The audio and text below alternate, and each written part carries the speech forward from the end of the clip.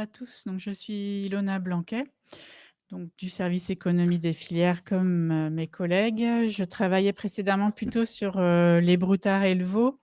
Et donc, aujourd'hui, je m'occupe plus de suivre la conjoncture sur la viande bovine avec Caroline notamment, notre chef de service. Et du coup, donc moi, je vais vous parler de la situation du Mercosur. Donc, dans les années passées, on disait déjà que le Mercosur était gros et puissant, et là, c'est encore plus fort.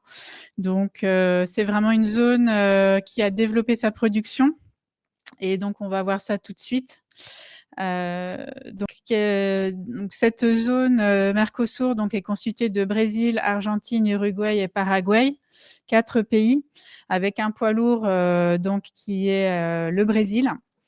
Et donc, en fait, sur l'année 2024, il y a eu une très forte progression de la production, donc des abattages dans la zone Mercosur. Et c'est le Brésil qui mène la danse. Donc, ils ont eu une augmentation de 14% de leurs abattages en 2024 et sur les 3 dernières années de 37%. Donc, ils ont augmenté de plus d'un tiers leur production. Derrière, l'Argentine et l'Uruguay, on va dire, sont à peu près stables dans leur production. Et le Paraguay, lui aussi, a progressé donc dans sa production de 9%, donc de façon très dynamique. Le Brésil, à lui tout seul, c'est 11 millions de tecs l'année dernière. Et donc, le total de cette zone en production, ça représente 15 millions de tecs, donc soit une augmentation de 11%. Et donc, l'année dernière, en 2023, le Mercosur représentait déjà un tiers de la production mondiale. Donc, vous imaginez avec une hausse de 11% sur la zone que leur poids s'accroît encore plus dans la production mondiale. Et comme donc ils ont des capacités à exporter, leur poids augmente aussi dans les exportations. Donc, je vous ai mis des petites flèches rouges et vertes puisqu'en fait, on voit qu'il y a des oscillations cycliques des abattages dans cette zone qui sont liées en fait à des cycles de capitalisation et de décapitalisation avec des années de sécheresse. Et donc, la forte hausse de la production au Brésil est liée en 2024 au fait qu'il y a eu plutôt une tendance à l'augmentation du cheptel et donc à l'augmentation des abattages. Alors, si on continue... Alors, quelle est la situation économique dans ces pays? Je vous ai parlé de production et un petit peu d'export, mais il faut se souvenir que dans cette zone Mercosur, il y a vraiment un bassin de consommateurs. C'est-à-dire en Amérique du Sud, on aime manger de la viande. Donc, la production, même si elle est très importante et qu'ils exportent, elle sert beaucoup à la consommation locale. Donc, l'économie dans cette zone, il y a plutôt des embellis sur les dernières années, notamment pour le Brésil, l'Uruguay et le Paraguay. Donc, je vous ai mis en fait 3 graphiques pour illustrer la situation au niveau économique. Vous avez le PIB par habitant en haut à gauche, en haut à droite, l'inflation annuelle. Et je vous ai mis un indicateur qui nous intéresse, nous, sur le marché de la viande, c'est la consommation de viande par habitant qui est en bas à gauche. Donc, au niveau du PIB, en haut, donc vous avez le Brésil, l'Uruguay, Paraguay avec une croissance du PIB par habitant. Donc, plus de pouvoir d'achat, on a envie de consommer plus de viande. C'est ce qu'on voit en dessous. Donc, avec des progressions très significatives de la consommation par habitant, plus 9% au Brésil, plus 5% en Uruguay et moins 1% au Paraguay. Donc, le Paraguay, c'est un cas particulier. Leur hausse de production l'année dernière a surtout servi à augmenter les exportations. Bon, les consommateurs n'ont pas pu en profiter. L'exception, c'est ce que je vous ai mis en rouge, c'est l'Argentine. Donc, l'Argentine, a une situation économique difficile. C'est pas la première fois pour eux et malheureusement, ils sont depuis plusieurs années dans des situations pas évidentes. Donc, le PIB par habitant a diminué en 2024, une récession, moins 5%. L'inflation a été vraiment galopante en 2023, c'est le bâtonnet rouge. Donc, en haut à droite, plus de 200% d'inflation. Donc, en 2024, l'inflation est revenue à 118%, ce qui est quand même énorme. Ça veut dire que tous les prix pour les consommateurs ont été multipliés par 2 sur l'année. Et donc, voilà, la consommation de viande, donc en bas à gauche, elle diminue. Et donc, globalement, sur la zone Mercosur, la hausse de production a permis déjà une hausse de la consommation, sauf l'Argentine, qui est dans une situation plus difficile. Alors, maintenant, si on va un peu regarder chacun des grands pays au niveau de leurs exportations. Je vais déjà vous parler du poids lourd de la zone, le Brésil. Donc leur cheptel a plutôt eu tendance à augmenter ces dernières années, plus 8 millions de têtes sur les années 2018 à 2023 en 5 ans, et donc ça a alimenté une hausse donc des abattages que je vous ai indiqué tout à l'heure, plus 14 ça fait plus 1,3 million de têtes de la production de la France, hein, juste pour l'augmentation, et donc des exports qui ont bondi de 26 en une année. Donc qui atteignent 3,4 millions de têtes. Donc vraiment, c'est vrai que c'est des volumes très conséquents. Ce sont donc le Brésil est un des exportateurs et l'exportateur le plus important vers la Chine. Donc il y a eu 1,8 million de têtes. C'est vraiment un record historique. Il n'y avait jamais eu autant de viande brésilienne envoyée en Chine et à Hong Kong, plus 10 alors que le marché chinois était assez morose, hein, puisque la situation économique n'est pas florissante en Chine. Mais la viande brésilienne, comme je vous l'indique en bas, avait un prix très attractif en 2024, notamment au premier semestre 2024. Et donc, dans une situation économique en Chine qui était un peu cosi-cosa, une viande à prix attractif importée, ça a intéressé des importateurs et des consommateurs. L'Amérique du Nord qui est en orange, enfin plutôt en marron ou orangé, là, si je regarde. Donc sur le graphe, c'est les États-Unis donc qui ont aussi fortement augmenté, donc presque un doublement des achats américains de viande brésilienne, parce que les États-Unis manquent de viande, ils décapitalisent depuis plusieurs années, et donc ils ont acheté brésilien. Parce qu'il y a des disponibilités, hein, comme on le disait. Et puis donc le Moyen-Orient en violet et l'Égypte en rose ou mauve, juste en dessous. Donc 2 zones qui ont aussi beaucoup acheté brésilien. Le Brésil fournit tous les pays qui ont besoin de viande, hein, pour résumer, c'est vraiment ils sont partout. Et donc l'Amérique du Sud a aussi acheté davantage de viande brésilienne, donc en jaune. Et puis n'oublions pas les achats de l'Union européenne. Donc aujourd'hui, en fait, on parle de l'accord Union européenne-Mercosur. Il faut savoir qu'il y a déjà de la viande brésilienne sur les marchés européens, très très peu en France, mais il y a d'autres pays qui en achètent, notamment l'Italie, mais d'autres aussi. Et donc l'Union européenne avait importé quasiment 100 000 têtes l'année dernière déjà de viande brésilienne, plus 6 Le Royaume-Uni, plus petit marché, 35 000 têtes. Voilà, donc le Brésil, très forte hausse de ses exportations de viande.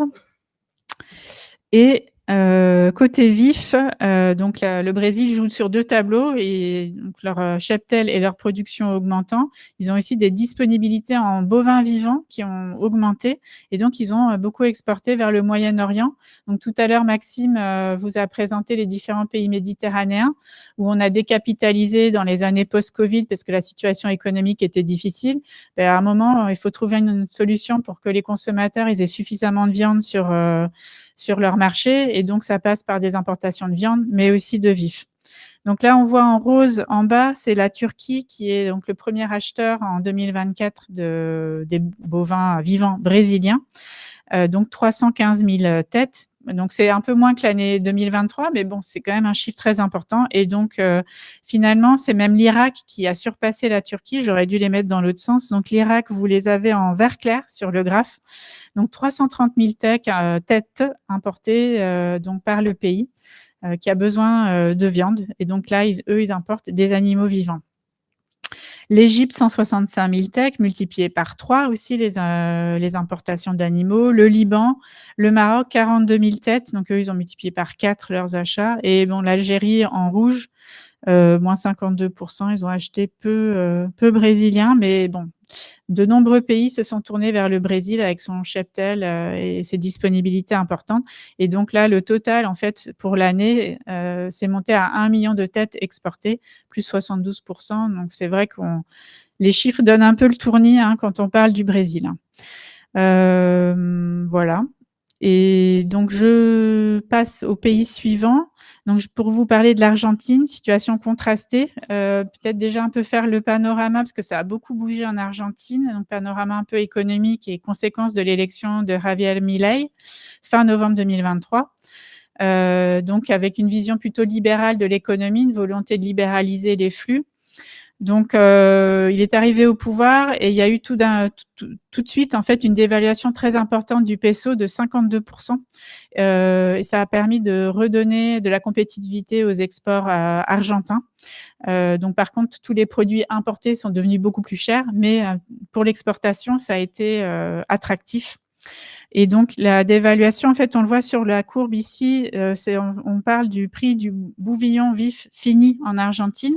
La courbe rouge est sa valeur en US dollars et en bleu, c'est en peso. Donc, on voit qu'en peso, en bleu, ça a augmenté en flèche et en dollars aussi, jusqu'à ce qu'il y ait une dévaluation en décembre.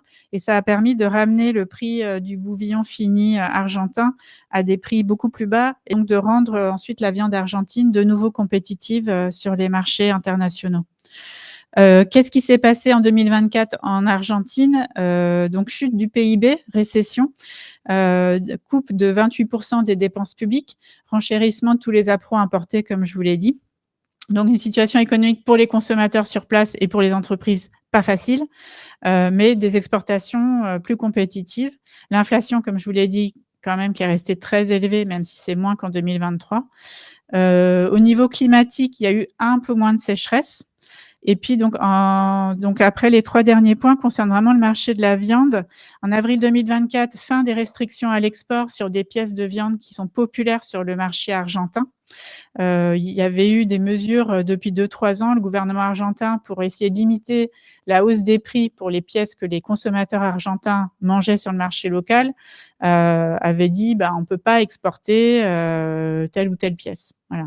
Et donc, on a arrêté donc cette mesure. En août 2024, baisse des taxes à l'exportation pour faciliter les exports. Et même en mars 2025, c'est vraiment une nouveauté.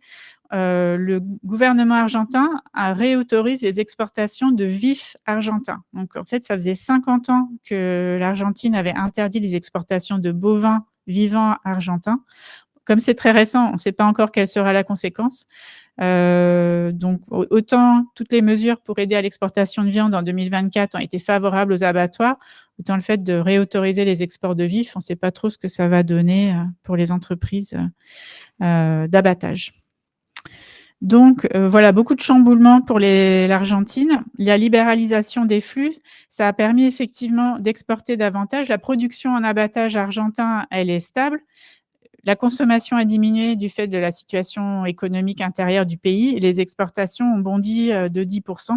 Donc, notamment vers la Chine, petite hausse timide de 3%, mais vous voyez que c'est en rouge. La Chine est vraiment le premier marché de la viande argentine. Derrière, vous avez l'Union européenne.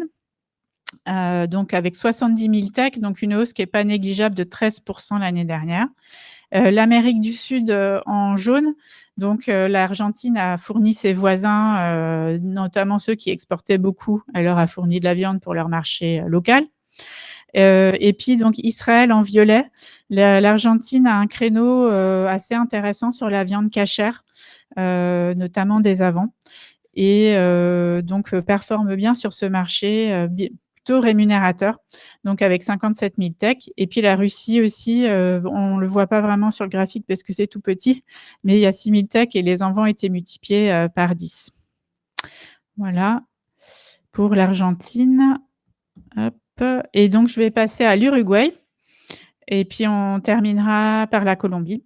Donc, l'Uruguay, donc, il y a eu un petit peu moins de sécheresse dans le pays. La production, on va dire, est restée stable. Du coup, ça n'a pas forcément alimenté une hausse des exportations puisqu'on a vu que la consommation augmentait dans le pays.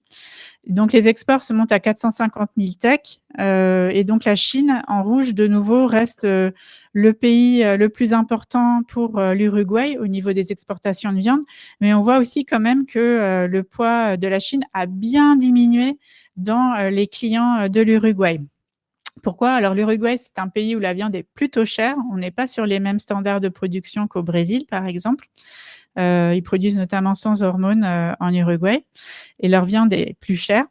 Donc, la Chine, finalement, elle a fortement réduit ses achats de viande uruguayenne, la viande brésilienne étant très attractive en 2024, donc moins 32% d'envoi de l'Uruguay vers la Chine en 2024. Et donc, l'Uruguay, elle a cherché à diversifier sa clientèle et est allée vers des pays plus rémunérateurs, donc notamment en Amérique du Nord avec les États-Unis qui manquaient de viande. Vers l'Union européenne, plus 15% d'envois, il y a eu 48 000 TEC envoyés. Vers Israël, on retrouve Israël, toujours avec un marché cachère, et la viande avec os autorisée pour l'Uruguay, ce qui n'était pas le cas avant. Et puis la Russie aussi, on en parle un petit peu, 11 000 TEC. Et l'Uruguay, donc, elle a 2 cordes à son arc comme le Brésil. Elle peut jouer sur le tableau des exports de viande et aussi des exports de vifs. Donc, c'est ce qu'on va voir tout de suite. Donc, les exports de vifs, donc, je vous ai dit que la production en termes d'abattage avait stagné et les exports de vifs ont stagné aussi avec 200 000 têtes. Pardon. Donc là, on va dire que le chiffre est en léger recul, mais bon, ça reste quand même des volumes importants, même si on n'atteint pas les records de l'année 2018. Donc en orange, on voit la Turquie. C'est vraiment le premier acheteur des bovins vivants uruguayens. Donc il y a eu 175 000 têtes achetées par la Turquie. Donc en léger recul, tout à l'heure avec Maxime, on a vu que la Turquie avait quand même réduit ses achats de vifs. L'Irak, dont on a parlé aussi, qui apparaît comme un gros acheteur maintenant du Moyen-Orient. Et le Maroc n'a pas acheté de bovins vivants uruguayens cette année, peut-être à cause de son prix. Et donc, pour terminer sur notre tour, je vous parle de la Colombie, qui n'est pas un pays du Mercosur, mais qui est un pays très intéressant à suivre, notamment pour tout ce qui est exportation de bovins vivants, puisqu'ils ont développé cette activité au cours des dernières années. Ils ont aussi une activité d'exportation de viande grâce à l'implantation de Minerva, qui est un géant de la viande sud-américain et qui s'est implanté en Colombie pour développer sa production là-bas. Donc la Colombie, après plusieurs années d'augmentation à l'export, aujourd'hui, elle cale un petit peu et c'est sa consommation intérieure qui a bénéficié des hausses de production en Colombie. Donc ils ont une consommation par habitant qui est beaucoup plus faible que dans les autres pays, que dans les pays Mercosur, puisqu'ils ont 14 kg par habitant en viande bovine. Donc les abattages ont progressé. Et l'export de viande, par contre, n'a pas progressé, donc c'est la consommation qui en a profité. Les exports de vifs se sont montés à 241 000 TEC. Donc, on voit en vert foncé l'Irak. C'est vraiment l'Irak qui a raflé le plus gros des effectifs colombiens. L'Irak est intéressé par des animaux bon marché et la Colombie, parce qu'elle est sur des coûts de production moindres avec des salaires, etc., moindres, peut répondre à la demande de l'Irak. L'Égypte a également importé des animaux colombiens, mais donc on est en recul de 23%. Et puis l'Arabie saoudite a reculé aussi au niveau de ses achats. Donc je vous ai parlé là du vif colombien exporté. Et donc en bas, je vous mets quelques commentaires sur la viande. La Colombie, par l'intermédiaire donc de Minerva, qui est bien implantée, a des nouveaux agréments pour la viande à exporter, donc notamment pour la Chine depuis février 2024.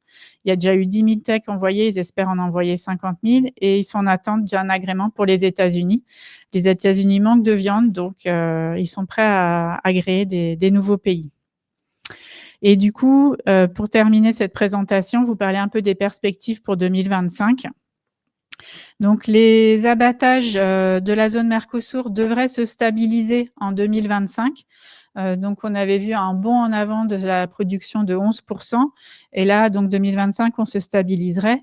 Mais donc, cette stabilité, ça veut aussi dire que le Mercosur pourra rester quand même très présent sur les marchés mondiaux, puisqu'ils ont un rôle vraiment prégnant dans les flux mondiaux. Vous parlez d'autres actualités 2025. Donc, en décembre 2024, évidemment, vous savez que l'accord entre l'UE et Mercosur a été signé par la Commission européenne. Maintenant, il doit être ratifié. On ne sait pas encore sous quelle forme exactement. Notre ministre française de l'Agriculture cherche encore des soutiens pour créer une minorité de blocage pour bloquer cet accord. Maintenant, on sait aussi que très récemment, le président Lula a rendu visite à notre président Macron. On a un peu l'impression, dans les dernières informations de la presse, que les choses ne s'engagent pas forcément dans la bonne direction, enfin en tout cas dans la direction souhaitée par les filières agricoles européennes. On verra ce que ça donne. Donc, pour information, pour le Mercosur, pour vous rappeler, donc le petit pavé jaune, cet accord, quand il sera mis en place, permettra à 99 000 TEC de viande de rentrer presque sans droit de douane. Et donc, ce qu'on sait, c'est que ce sera de la viande, vraisemblablement des morceaux nobles qui rentreront parce que les pays d'Amérique du Sud ont l'habitude de désosser et ils vont envoyer sur chacune des zones du monde les pièces qui sont les mieux valorisées dans telle ou telle zone. Ils savent que le marché européen est friand des pièces arrières, ils vont les envoyer en Europe et c'est ça qui inquiète les filières européennes, c'est de se dire qu'on aura des morceaux nobles qui vont rentrer à des prix compétitifs sur le marché européen et déséquilibrer notre marché viande où justement la valeur, on essaye encore de la créer plutôt sur les morceaux arrière. Et donc, il y aurait le contingent Hilton qui existe déjà et qui aurait une suppression immédiate de ses droits de douane, donc 61 000 tech, donc c'est pas négligeable.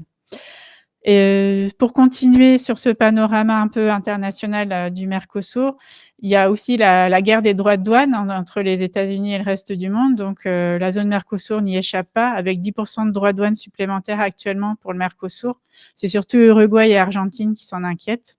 Et puis, quand même vous dire que tout n'est pas rose pour le Mercosur, parce que donc il y a des suspensions d'agréments d'abattoirs qui sont en cours actuellement pour le Mercosur et aussi pour les États-Unis en Chine. Donc, il y a notamment 3 abattoirs brésiliens qui ont des suspensions administratives, c'est des histoires de paperasse apparemment, avec le gouvernement chinois, dont un abattoir JBS.